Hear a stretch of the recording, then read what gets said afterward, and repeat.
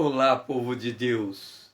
Estamos iniciando mais uma live, segundo aos Coríntios, capítulo 8, o capítulo 9. Paulo ensinando as igrejas de Corinto, a igreja de Corinto, a virtude da generosidade. Estamos na live de número 26. Hoje nós vamos entender como é que opera a igualdade de Deus. Primeiro, nós, nessa exposição que estamos fazendo, nós estamos estacionados em 2 aos Coríntios, capítulo 8, o verso 14 e o verso 15. Por que estes versos são tão importantes no ensino de Paulo acerca de generosidade para a igreja de Corinto? Nós vimos que Paulo, ele utiliza como ilustração ou como exemplo de vida para a igreja de Corinto, as igrejas da Macedônia. Depois, ele utiliza também a vida terrena de Jesus Cristo. E agora, ele está utilizando da passagem de Êxodo, capítulo 15 e 16, quando Deus dá o maná ao povo de Israel. E aí nós fazemos uma pergunta. Por que nós devemos conectar o maná de Deus, que é recebido diariamente, com a tribulação? Nós sabemos que Jesus disse: no mundo tereis aflições, tende bom ânimo, eu venci o mundo. Nós temos uma visão utópica, romântica da bênção de Deus. Quando nós olhamos para a bênção de Deus, muitas vezes nós associamos esta bênção com uma cessação de luta. Ou seja, seremos tanto mais abençoados, quanto mais certo e mais fácil e mais retilíneo seja o caminho da nossa vitória e da nossa bênção.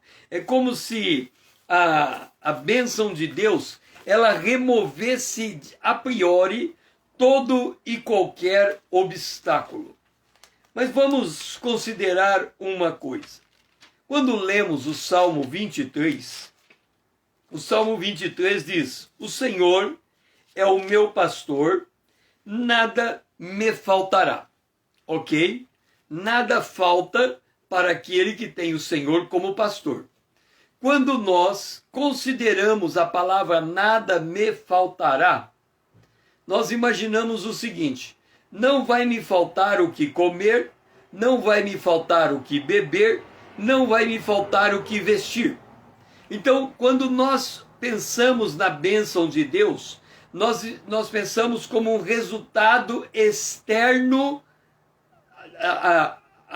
fora de nós, ou para fora de nós. Alguma coisa que é nos colocado diante de nós. Há uma associação muito próxima, então, com a bênção de Deus, com a condição financeira. Eu sou tanto mais abençoado, quanto mais financeiramente eu me encontrar. Mas no Salmo 23, nós entendemos que tem dois caminhos. O primeiro: refrigera minha alma e guia-me pela vereda da justiça por amor ao teu nome. Então, o primeiro caminho de Deus seria esse: ele me guia pela vereda da justiça. O segundo caminho, também no Salmo 23, seria esse: ainda que eu ande pelo vale da sombra da morte, tu estás comigo. Então, eu posso ser guiado pela vereda da justiça, ou eu posso andar pelo vale da sombra da morte.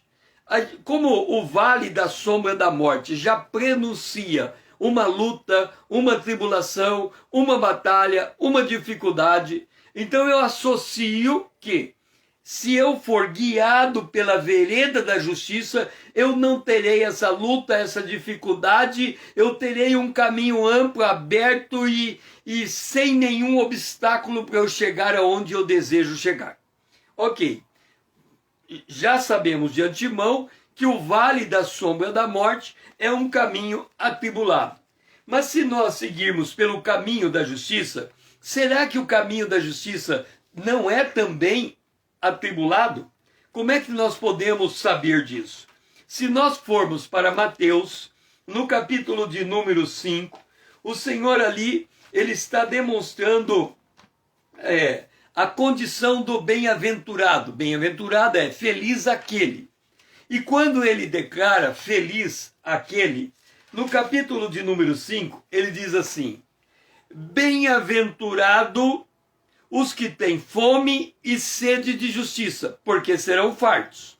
Então, se eu seguir pela vereda da justiça, guiado por Deus, aqui está dizendo que no caminho da justiça, se eu tiver fome e sede de justiça, eu serei farto.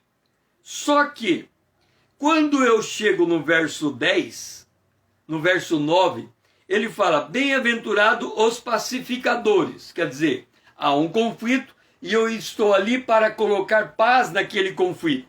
Mas no verso 10 vem, bem-aventurados perseguidos por causa da justiça, porque delas é o reino dos céus. Ora, se eu estou comparando o Salmo de número 23 com Mateus, capítulo número 5, seja bem-vinda, Maria. Se eu estou comparando o Salmo 23 com Mateus, capítulo 5, o Salmo 23 diz, guia-me pela vereda da justiça. Mateus, capítulo 5 diz, bem-aventurados os perseguidos por causa da justiça. Em outras palavras, quer eu seja liderado pelo Espírito de Deus, quer eu escolha o meu próprio caminho, que é um vale de morte, em ambos os lados eu terei lutas, em ambos os lados eu terei provação.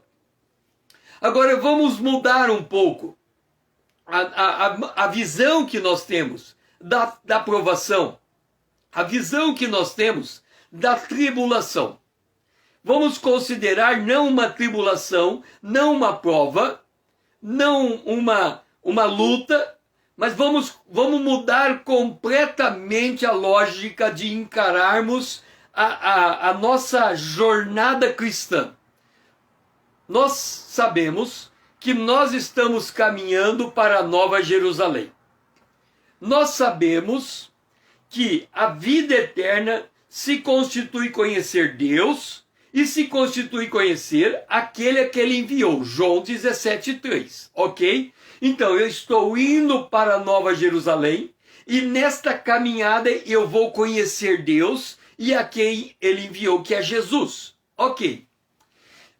O apóstolo Paulo, em 2 Coríntios, ele diz que a nossa leve e momentânea tribulação é um peso muito leve comparado com a glória vindoura. Então, nós temos uma glória vindoura. Esta glória vindoura exige que nós venhamos adquirir experiências com Deus. Imagine que quando nós, na faixa escolar, a gente entra no primário, no primeiro grau, no primário, no ensino primário, depois a gente passa pelo ensino fundamental, depois a gente passa pelo ensino superior. Cada ano tem prova dentro da sala de aula e tem uma nota que é extraída. E quando você passa naquela prova, você aumenta de nível. Passa numa prova, aumenta de nível. A nossa jornada com Deus, quando nós estamos caminhando com Deus, é igual. Cada prova que a gente passa é uma prova, há uma aprovação, há um aumento da nossa fé e a gente passa para um patamar seguinte. É por isso que, quer a gente ande pelas veredas da justiça, quer a gente ande pelo vale da sombra da morte, nós vamos passar por provas igual. Seremos ou perseguidos pela justiça, ou cairemos nos nossos próprios erros. Agora, então, se ambos os lados nós somos atribulados, por que a vereda da justiça é melhor do que o nosso próprio caminho? É simples.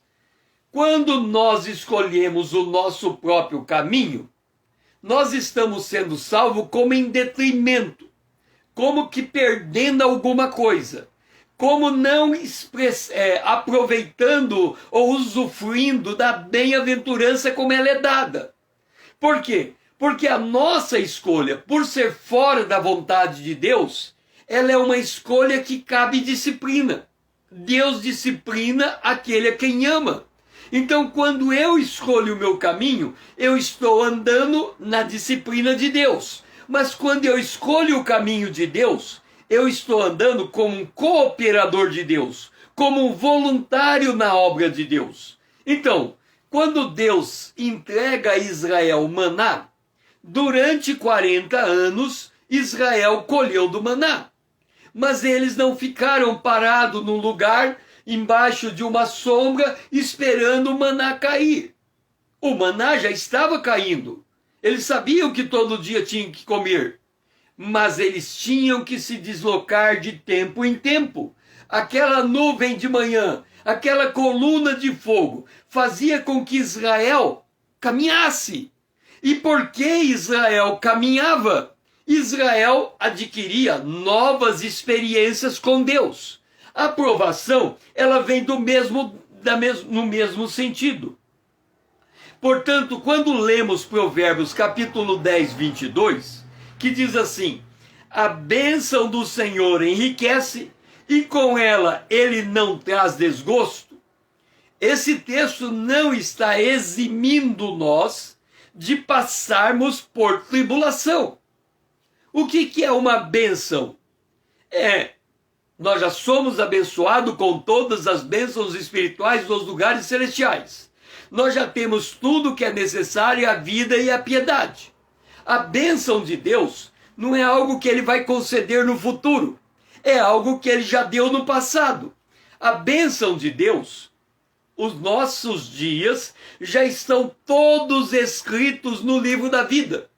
E cada dia que nós temos no planeta Terra, já existe para aquele dia uma provisão de Deus. É como se Deus lá atrás, antes do mundo ser mundo, ele dissesse: bênção minha, vá diante do meu povo e prepara tudo que lhe é necessário. Imagina que Deus desse a única ordem: bênção, segue adiante, e cruzasse os braços.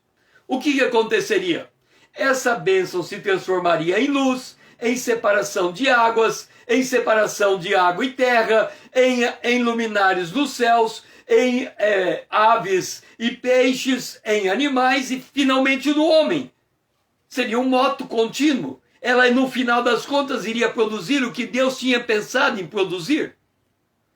Mas, quando Deus produziu os céus e a terra, ele já preparou para cada um de nós a bênção em todas as áreas, espiritual e material. Então, quando nós dizemos que a bênção do Senhor enriquece, nós temos que tirar da mente que ter a bênção de Deus não significa estar isento de prova, de dificuldade, de batalha. Jesus, ele é o exemplo que nós devemos seguir. Jesus, ele se fez homem. Ele era rico diante de Deus. Ele esvaziou da sua riqueza, esvaziou da sua divindade. Ele se empobreceu. E ao empobrecer, ele nos enriquece por amor a nós. Aí vem uma contradição que já explicamos em outras lives. Como é que um homem pobre pode fazer alguém rico? Seja bem-vinda, Vanessa. Como é que alguém pobre pode fazer alguém rico? Tecnicamente, no significado da palavra pobre, é impossível. Porque pobre significa alguém destituído de bens materiais, alguém destituído de posse, alguém destituído de qualquer coisa. Jesus estava destituído na terra de qualquer coisa. Por que então Jesus é capaz, na condição de homem? Porque quando Paulo fala Jesus Cristo, ele está dizendo do ministério terreno de Jesus. Por que Jesus, na condição de homem, é capaz de nos enriquecer se ele é pobre? É porque, primeiro, por ele ser pobre, ele é dependente de Deus. Eu faço o que o meu Pai se agrada, dizia Jesus. Segundo, porque ele é pobre, ele é alguém que conversa com Deus. A prática de oração era um cotidiano na vida de Jesus. Terceiro, porque uma vez que ele recebe algo de Deus, ele, como um canal, ele retransmite a quem precisa. É o que ele fez na multiplicação dos pães. Ele não tinha pães, havia uma multidão com fome. Ele pergunta: alguém tem pão para comer, para dar a essa multidão? E aparece um jovem que entrega pães, e aí os pães são colocados na mão de Jesus. Naquele instante, Jesus deixa de ser pobre, ele se torna rico. Agora, Jesus tinha 5 pães, 7 e 2 peixes na mão. Ele podia esquecer a multidão, sentar e se alimentar. Ele não fez. A única razão dele pôr os pães na mão dele, que pertencia ao rapaz e não a ele, foi porque ele levou os pães à presença de Deus. Depois de abençoado, ele entregou os pães aos discípulos, que por sua vez entregou à multidão, e a multidão foi alimentada. Então Jesus foi um perfeito canal de bênção. O que ele recebeu, ele apresentou diante de Deus, foi abençoado e ele devolveu. E é isso o sentido do dom da generosidade. É você olhar para aquilo que você tem e perceber que aquilo que você tem é um pouco mais do que você precisa, e você pega aquilo que você recebeu e você entrega graciosamente àquele que está precisando. Seja bem-vinda, Rita. Então Jesus, que é o abençoado e o abençoador, ele, depois de ser cheio do Espírito, ele foi levado pelo Espírito ao deserto para ser tentado. E Jesus passou fome. E Jesus jejuou por 40 dias e depois ele teve fome. Então nós estamos falando o quê? Nós estamos falando que a bênção de Deus não nos isenta de lutas. A bênção de Deus não nos coloca num seguro em que tudo vai acontecer bem. Não é esse o sentido da bênção de Deus. Quando Deus dá a sua bênção, ele dá a sua bênção para dentro de nós, para que através de nós a gente exerça autoridade sobre uma situação caótica diante de nós. Nós somos formados do pó da terra.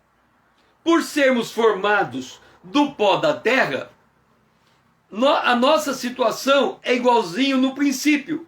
Criou Deus os céus e a terra era sem forma e vazia, e o Espírito pairava sobre ela.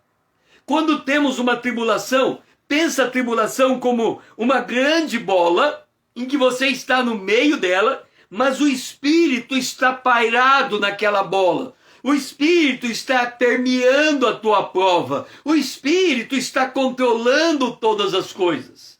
Então nós começamos a entender que a nossa vida, mesmo que venha o tentador, mesmo que passemos por uma prova, a nossa resposta perante a tribulação é a que Jesus deu a Satanás. Não só de pão viverá o homem, mas de toda a palavra que procede da boca de Deus. Toda a palavra que procede da boca de Deus. Vamos de novo entender isso. A bênção de Deus não se confunde com a realidade material. O reino de Deus, ele não é deste mundo. Por outro lado, Deus usa das condicionantes desse mundo para que, primeiro, ele nos lidere, segundo, ele use das circunstâncias para nos moldar na imagem do seu filho, terceiro, ele usa das circunstâncias para nos preparar para a vida eterna, quarto, ele trata com todas as pessoas que estão em nossa volta estão contribuindo para o nosso bem-estar ou para o nosso mal-estar. Cada um vai ser tratado individualmente. E quinto, nós devemos voluntariamente aceitar a prova, a circunstância, o momento que estamos vivendo como algo preparado por Deus para crescermos na presença dele e abençoarmos aquele que estão em volta de nós. Nós andando é como se fosse um oásis no meio do deserto. Porque rios de água viva fluem dentro de nós. E nós não podemos reter os rios de água viva que procedem de Deus. Então nós temos que colocar na nossa consciência que nós somos canais de bênção para aqueles que estão convivendo conosco. Nós devemos servir como ponto de apoio, de referência para aqueles que estão em nossa volta. E quando nós nos servimos como apoio e referência, eu estou dizendo das qualidades inatas ou inerentes à nossa condição de seres regenerados. Significa o seguinte, porque quando a gente pensa que nós temos que dar testemunho de Jesus, a gente pensa que o testemunho é sempre fazendo tudo certinho, e não é. Por exemplo, se eu fizer algo bem feito, a pessoa vai me elogiar. E se eu fizer algo mal feito, como é que eu dou testemunho de Jesus se eu fizer algo mal feito?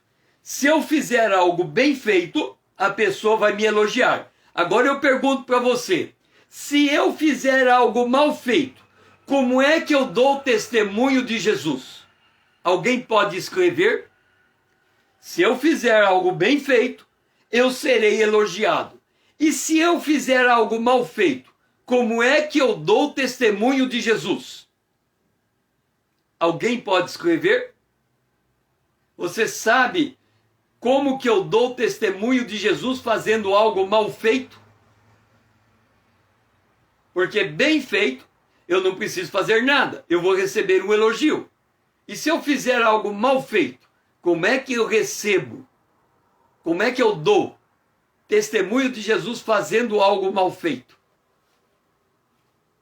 O que vocês acham? Se eu fizer bem feito, sou elogiado. E se eu fizer mal feito, como é que eu dou testemunho de Jesus? Na verdade, não, eu estou fazendo algo mal feito para o outro. É quase isso, me arrependendo, mas eu estou fazendo algo mal feito para alguém. Se eu fizer algo bem feito para alguém, eu vou ser elogiado por essa pessoa. E se eu fizer algo mal feito para essa pessoa, como é que eu dou testemunho de Jesus? Como é que eu dou testemunho de Jesus para esta pessoa fazendo algo mal feito para ela?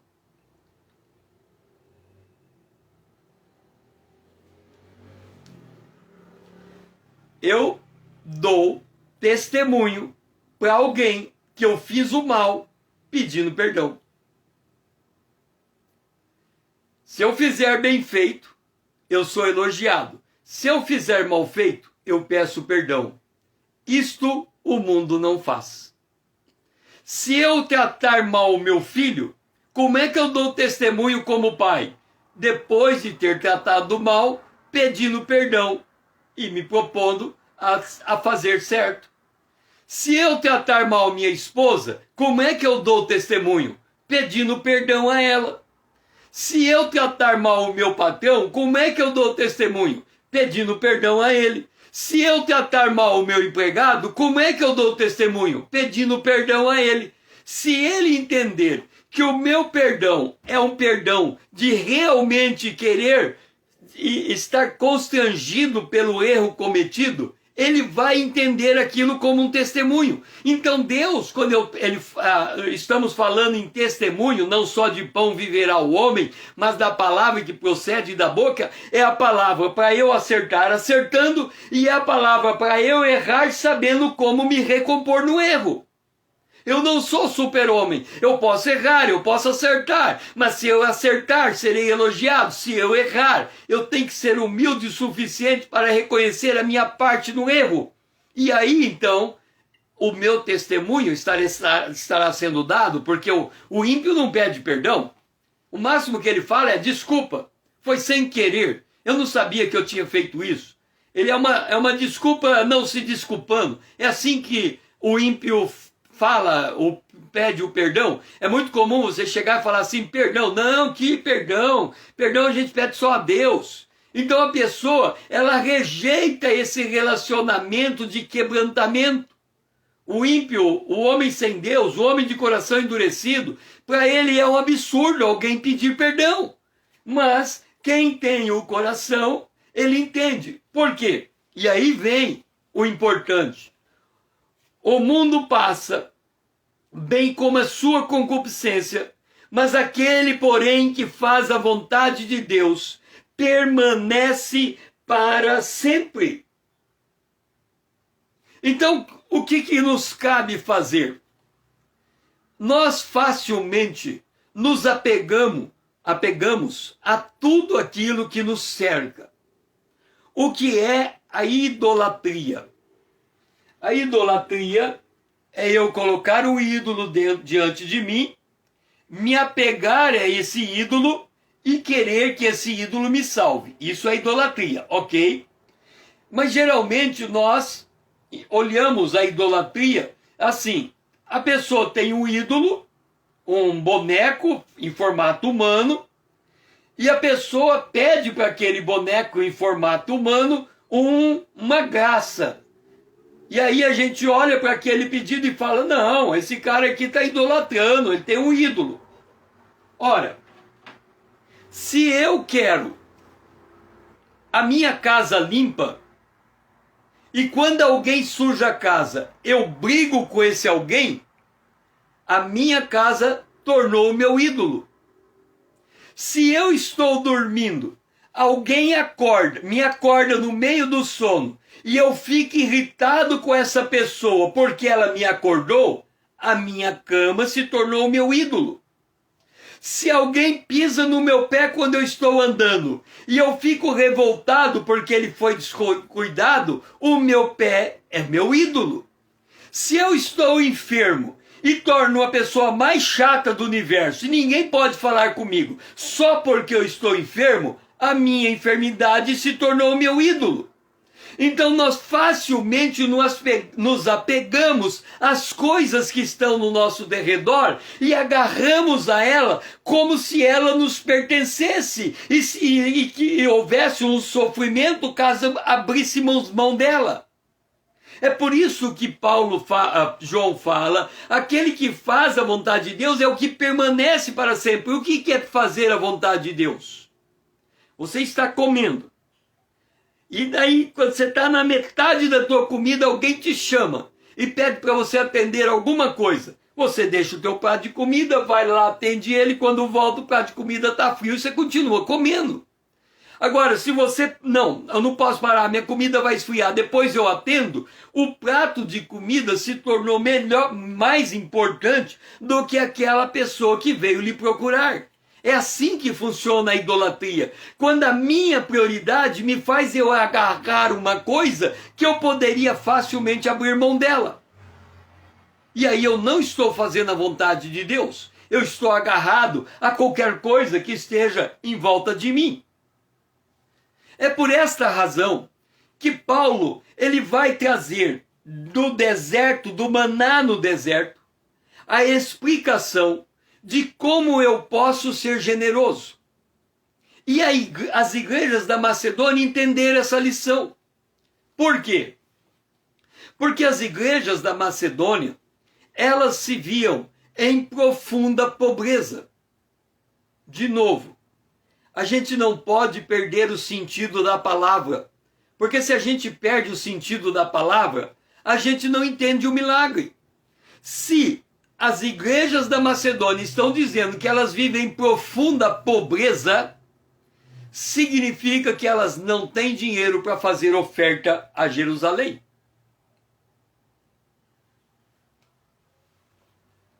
Agora, se de repente nós enxergamos as igrejas da Macedônia levantando oferta para Jerusalém, então elas não estão em profunda pobreza.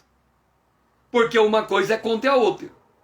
Ou elas são pobres e não podem dar, ou elas têm alguma riqueza e conseguem dar. O que mudou? Mudou a visão que elas tinham da prova que elas estavam vivendo. Porque a visão primeira é a visão da carne. Eu não suporto mais viver a vida que eu tenho. Eu não aguento mais. A carne não suporta. Ela se sente abatida. Ela se sente constrangida. Ela se sente derrotada. A carne ela quer descanso, ela quer bênção, ela quer ela não quer espinho nem abrolho. Mas Deus, Ele trabalha com a realidade. Deus não faz maquiagem na realidade. Deus não pinta as coisas de bonito quando elas não são. Jesus fala, tira a pedra do túmulo, mas nós vamos sentir o cheiro da morte. E sinta o cheiro da morte. Olhe a morte de frente, porque se você tiver coragem de olhar a morte de frente, se você tiver coragem de encarar a tribulação como ela é, sem tirar e nem pôr, sem querer pintar qualquer coisa dela, você vai descobrir a glória de Deus. Agora, deixe-me dizer uma coisa.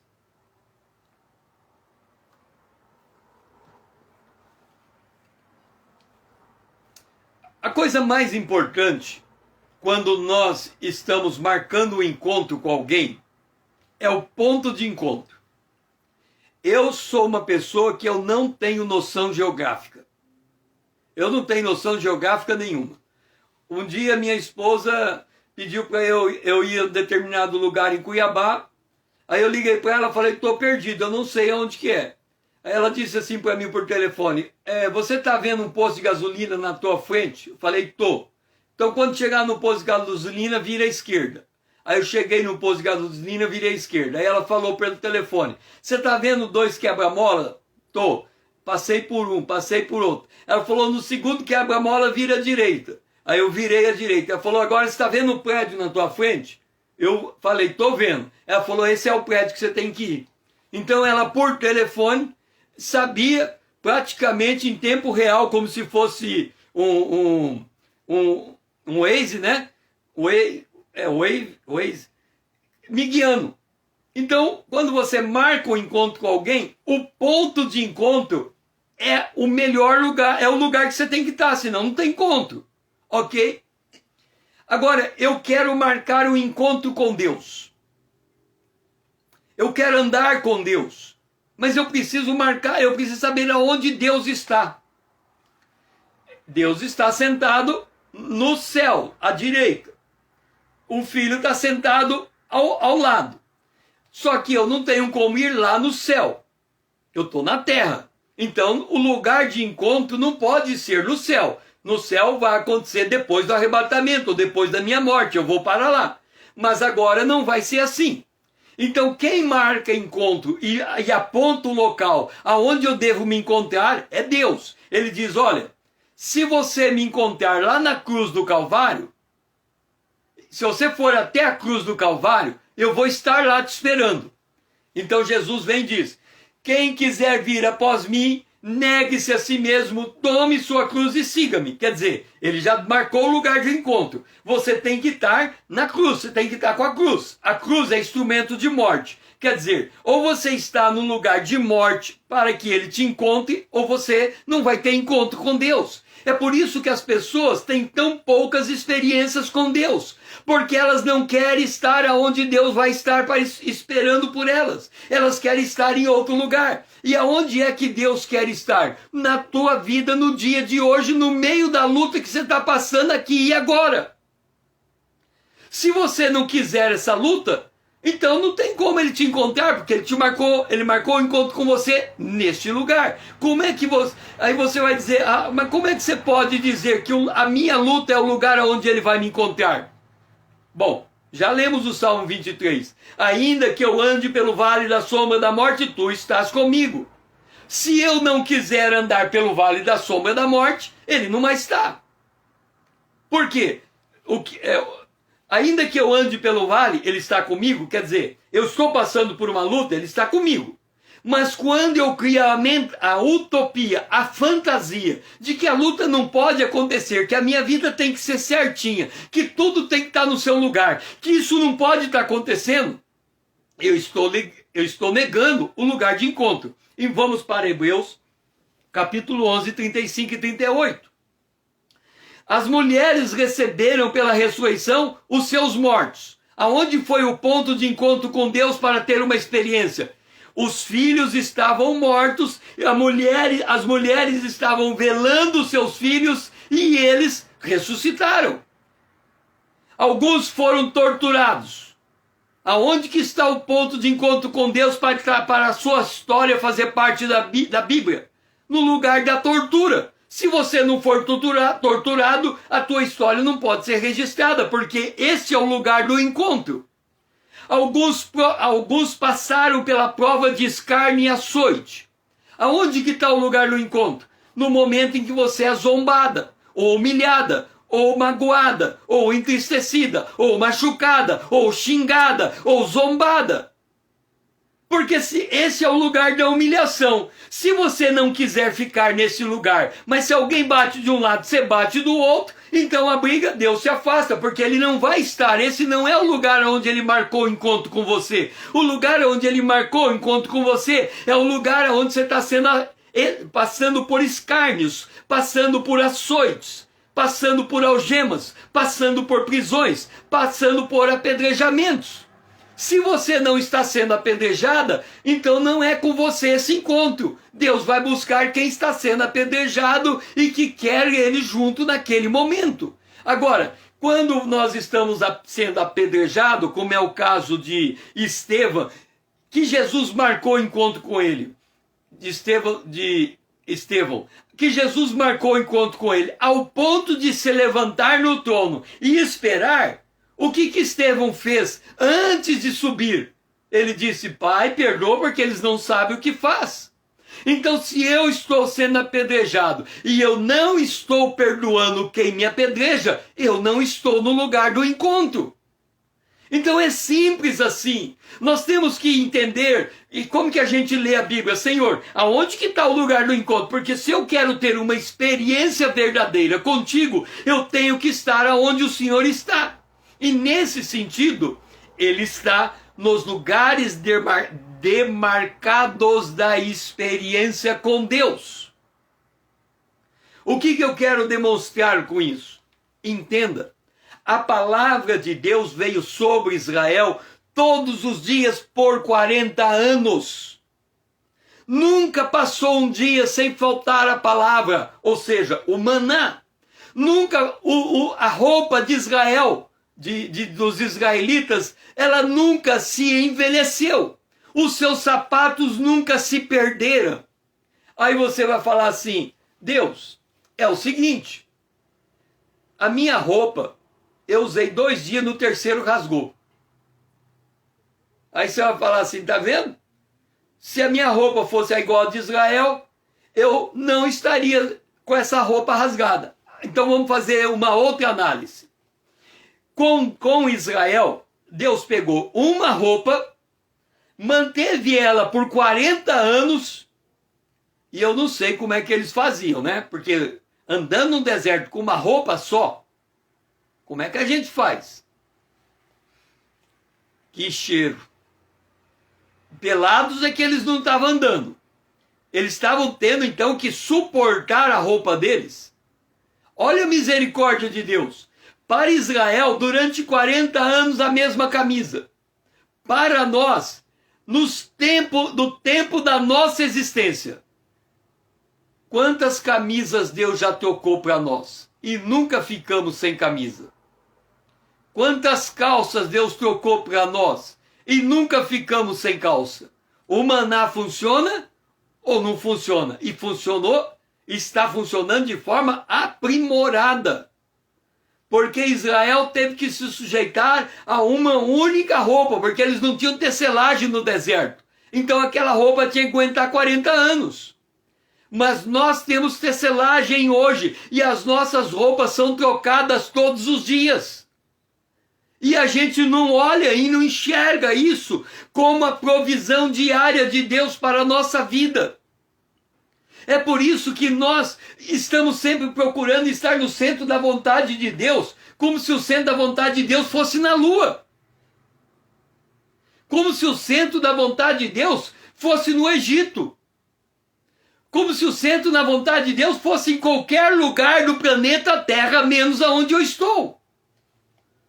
É como se dissesse, olha Deus, pensa num erro. Sabe aquele erro do tipo assim que o casal tem um filho no hospital e na hora de trazer o filho para casa, pega o filho errado? É mais ou menos assim que a gente está dizendo de Deus. Senhor, eu acho que o Senhor errou em bastante a minha vida. Porque olha o descalabro que é a minha vida, olha a desorganização que é a minha vida. E Deus fala assim, Senhor, quando a terra estava sem forma e vazia, o meu espírito estava lá, e eu só querendo a minha palavra ser pronunciada para pôr ordem naquele lugar, agora a tua vida está toda desorganizada, você não usa nenhuma palavra de fé e ainda fica reclamando comigo. E quer que eu faça o quê? Aí a única coisa que ele dá é um escape aqui, um escape ali, um escape lá, um escape acolá. Por quê? Porque nós que devíamos, pelo tempo da nossa experiência com Deus, estarmos amadurecidos, ainda somos como crianças precisando de leite. Tudo porque não enxergamos o nosso dia de hoje, a nossa luta de hoje, como local de encontro aonde Deus pode operar através dessas contingências. Seja bem-vinda, Joana. Por isso que Jesus olha para a situação que nós encontramos e ele diz assim, não tema aqueles que matam o corpo e não pode matar a alma. Tema antes aquele que pode fazer perecer no inferno tanto a alma como o corpo. Esse texto de Jesus, ele está dizendo o seguinte, olha, do que você tem mais medo? Aí a pessoa diz, eu tenho medo de ir para o inferno. Como é que é? Você tem medo de ir para o inferno? É. Quem é que você acha que pode te mandar para o inferno? A pessoa pensa, é o diabo que vai fazer eu tentar e fazer eu pecar. Aí ele chega, o diabo não manda você para o inferno. Aí você vai falar, o meu cônjuge que fica pisando no meu pé e eu fico blasfemando, murmurando o dia inteiro por causa dele. O teu cônjuge que não tem poder para mandar você no inferno. Aí você não encontrando mais ninguém para te mandar para o inferno, você fala assim, eu acho que se eu errar e cometer aquele pecado imperdoável, eu vou para o inferno. Aí ele vai falar assim para você, você também não tem poder para se auto-mandar para o inferno. Aí você vira para ele e fala, quem é então que tem poder para me mandar para o inferno? Aí Deus diz, eu tenho. Eu sou o único que tenho poder para mandar você para o inferno. Só que, como Jesus morreu no teu lugar, você não tem mais nenhuma dívida comigo, eu não posso fazer isso. Simples assim. Então você vai ter medo de quem? Porque o único que podia mandar você para o inferno é eu que mandei o meu filho morrer no teu lugar para perdoar os teus pecados e fazer você ser uma nova criatura. Te limpei, peguei os seus pecados, joguei no lugar do esquecimento e agora? Se Deus é por você, quem é que é contra você? Então o que Deus está querendo dizer com isso? Do que você está com medo? Você está com medo da tua momentânea dificuldade? Da luta que você está passando? Do comportamento desse ou daquele? Do açoite, do escárnio que você está recebendo? Mas esse é o lugar do meu encontro. Se você ficar submissa à minha presença, se você ficar em paz na minha graça, você vai receber a bênção. Quando Jesus foi preso, ele disse, o meu reino não é desse mundo. Se o meu reino fosse desse mundo, os meus ministros se empenhariam por mim para que eu não fosse entregue aos judeus, mas agora o meu reino não é daqui.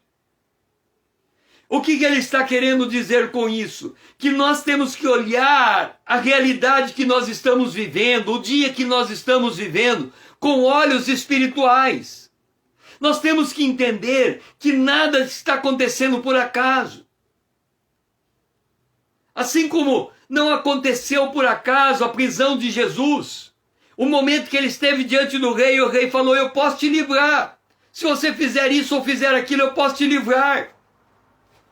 Jesus permaneceu na sua posição. Ele não mudou de atitude. Deixa eu dizer uma coisa com você. Vamos supor que você tem um amigo de muitos anos. Um amigo daquele que está na tua casa todo dia. Aí, em um determinado momento, aquele amigo que está com você todos os dias comete uma coisa que você fica super magoado com ele. Ele está te tratando mal. Como você deve proceder? Do mesmo jeito que você sempre procedeu com ele. Se ele continua te ofendendo, você continua oferecendo o teu prato de comida, o abrigo na sua casa. Você sabe que ele está te ofendendo, mas o comportamento dele não vai determinar o teu comportamento para com ele. Ele pode mudar com você, mas você não precisa mudar com ele. Não é porque ele te agrediu, porque ele te ofendeu, que agora ele deixou de ser o teu amigo. Eu não sei porque ele está agindo dessa maneira, mas eu continuo atendendo ele muito bem. Vou dar um exemplo.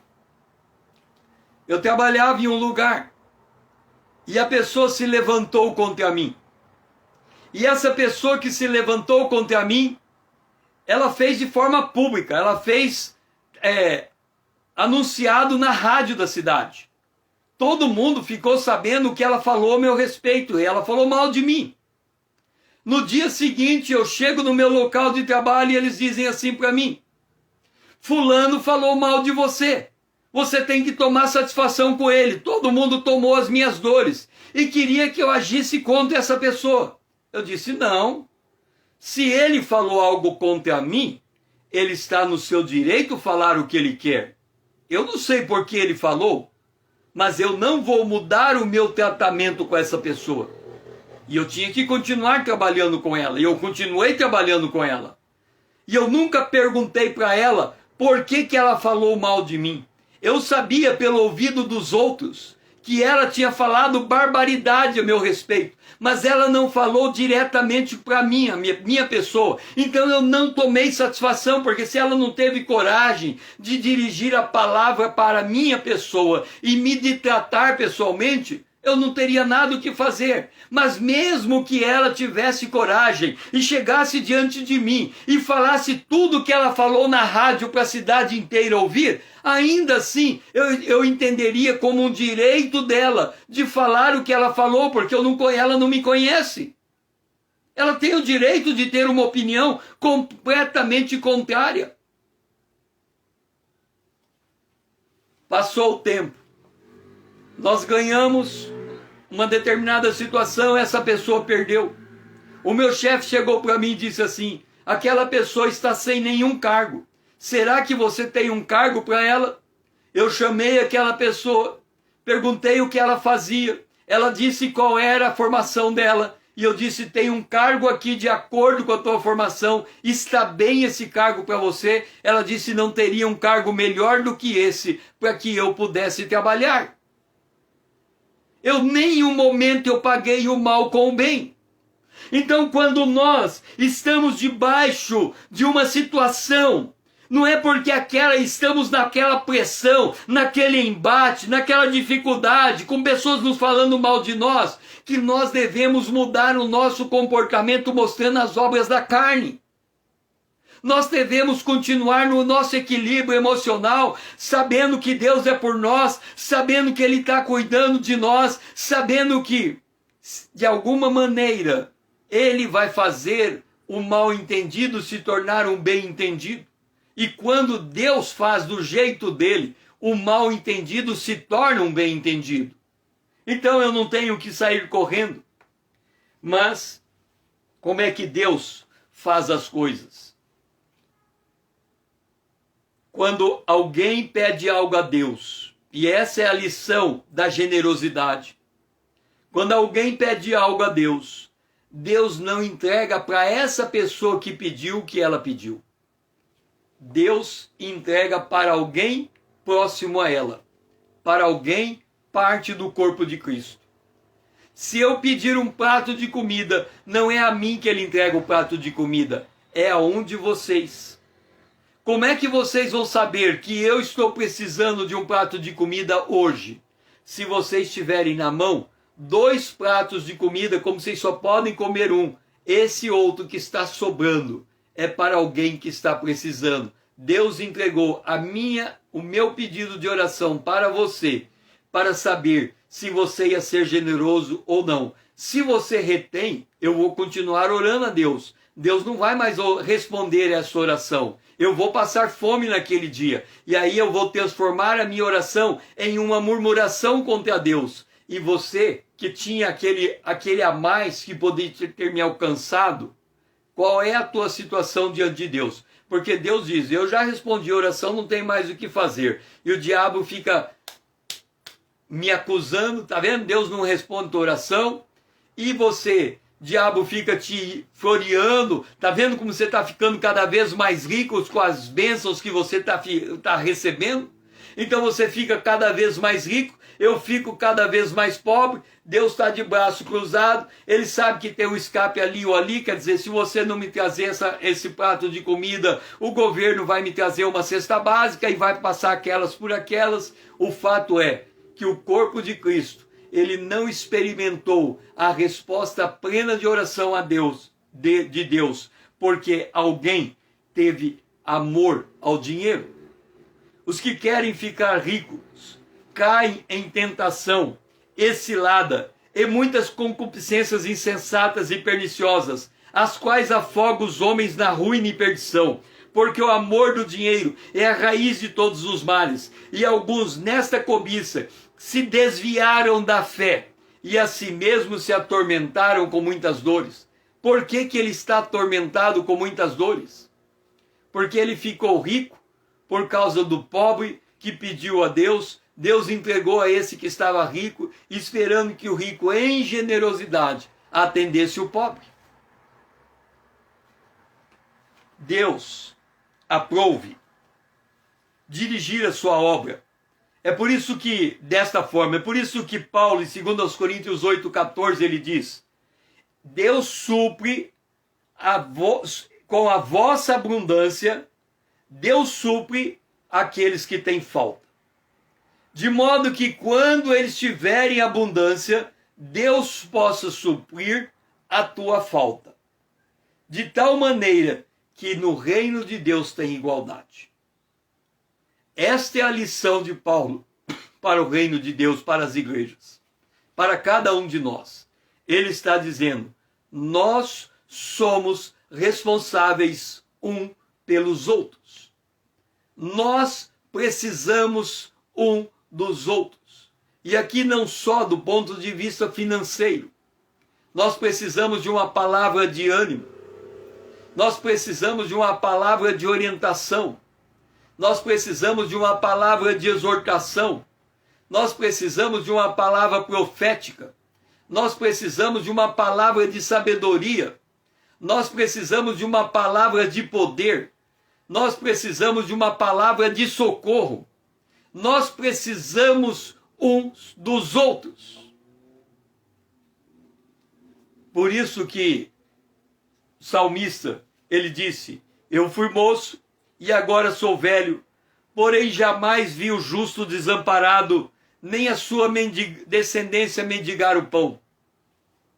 Ele está falando, não é que esse justo sempre teve dinheiro, e a sua descendência também. Mas ele está dizendo que esse justo e a sua descendência sempre teve o socorro de Deus, o suporte de Deus, a sustentação de Deus, que aconteceu, em muitos casos, por mão de outros, que estavam se auxiliando mutuamente. Veja como era grave a situação de Corinto e o quanto eles precisavam aprender acerca da generosidade. Todo mês, quando fazemos a ceia do Senhor, o pastor lê, 2 aos Coríntios capítulo 11, aquela parte do pão e do vinho. Mas se ele lesse alguns versículos para trás, ele estaria lendo isso. Porque antes de tudo, estou informado haver divisões entre vós quando vos reunir na igreja. E eu em parte o creio. Porque até mesmo que importa que haja partida entre vós, para que também os aprovados vos torneis conhecido em vosso meio. E aí ele diz, quando vocês estão reunidos em um mesmo lugar, não é a ceia do Senhor que vocês estão comendo. Porque ao comer, cada um toma antecipadamente a sua própria ceia. E dentro da igreja, no lugar onde vocês estão tomando a ceia do Senhor, há quem tem fome. E há ao passo que tem alguém se embriagando. Aí Paulo fala, será que vocês não têm casa onde comer e beber? Ou menosprezais a igreja de Deus e envergonhais os que nada têm? Que vos direi? Louvar-vos-ei? Nisso certamente não vos louvo. Eu quero que você entenda uma coisa. A casa de Deus, a igreja, deveria ser dentro de uma cidade o lugar mais acolhedor de todos os lugares da cidade. Dentro da mesma igreja, no primeiro banco da igreja, devia estar sentado alguém rico, muito rico, alguém pobre, muito pobre, um do lado do outro, nas mesmas condicionantes. Hoje, nós estamos enxergando as nossas igrejas como castas sociais. As igrejas só dos ricos, muitos ricos, as igrejas só dos pobres, muito pobres, e estas igrejas não se misturam mais. A divisão que Paulo falou, que lá na igreja de Corinto estava acontecendo dentro do mesmo ambiente onde se celebrava a ceia, agora nas nossas igrejas não acontece mais, porque simplesmente o pobre não entra na igreja do rico e o rico não vai na igreja do pobre. E é o que está acontecendo. O que Paulo falou há 2000 anos atrás, hoje, a gente nem percebe que nós transformamos a nossa igreja numa casta muito bem sucedida, aonde só quem é rico, muito rico fica junto, e aonde só quem é pobre, muito pobre fica junto, e os ricos e os pobres não mais se misturam. Por isso que nas nossas igrejas, entre os ricos, não precisa ser dada oferta entre ninguém, porque todo mundo está satisfeito consigo mesmo, e os pobres eles nem sabem que existem. E aí não se fala mais em generosidade. O que esta jornada dessas lives que estamos fazendo está nos dizendo é que nós precisamos reconsiderar o modo como enxergamos o reino de Deus. Nós temos que ver quem nós somos diante de Deus, mas nós temos que enxergar quem é o nosso irmão diante de Deus. Nós somos irmãos e todos nós passamos por lutas e dificuldades. E o nosso coração tem que ser coração aberto, rosto desvendado, para nos ajudar mutuamente uns aos outros, para poder estender a mão sem preconceito, para que a gente consiga ouvir a história do outro, ouvindo, sem querer sair dali contando para todo mundo. Que a gente saiba ouvir e respeitar as individualidades. Que a gente saiba olhar aquele que está bem vestido como aquele que está mal vestido, sem mudar o nosso semblante por causa das diferenças sociais. que nós sejamos capazes de sentar numa mesa farta, abundante, que você tem um prato, depois um prato, depois um prato, depois uma colher, uma colher, uma colher, uma colher, uma colher, uma colher, uma colher, uma colher, um copo, um copo, um copo, um copo, e você olha para aquilo e fala, qual é o primeiro que eu uso, e você não sabe, mas você se sente bem ali. Mas que você também chega num lugar onde você tem uma panela e você tem que servir com a mão e comer, vai comer do mesmo jeito. E você se sinta tão bem naquele lugar, porque você está em volta de pessoas que são teus irmãos na fé, do mesmo jeito que você está numa casa abastada. A gente possa caminhar para um lado e para o outro, sem que as conveniências sociais, as aparências sociais sejam determinantes para que nós sintamos bem nesse ou naquele ambiente. É quando nós começamos a desenvolver coração generoso, é que nós conseguimos fazer isso, ajudar quem precisa ser ajudado quando nós precisamos de ajuda. É assim que Deus administra o seu reino. E quando não estamos no ponto de encontro que Deus marcou para estarmos, nós estamos perdendo oportunidade de experimentar a graça, o poder de Deus e termos história para contar. Termos testemunho para dar.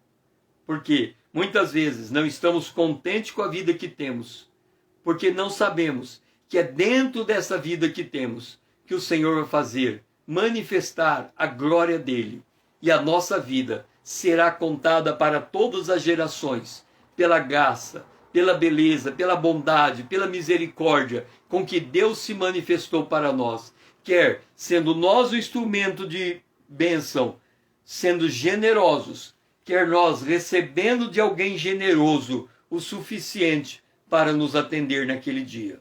Que o Senhor possa nos dar esse espírito leve, ou que possamos dar a quem precisa, e melhor é dar, mais bem-aventurado é dar, e, se for necessário, receber de quem pode nos ajudar. Que nós sejamos assim, dentro do reino de Deus, nas mãos de Deus, para ser instrumento de Deus em toda e qualquer circunstância. Que o Senhor seja louvado. Eu espero você amanhã, às 20 horas, para nós respondermos a pergunta: como associar a fé ao amor ao próximo? Qual é a conexão entre a nossa fé e o amor ao próximo? Eu aguardo você, se o Senhor assim nos permitir, e Ele não voltar até lá, amanhã, às 20 horas, que Deus possa lhe abençoar nesse final de noite.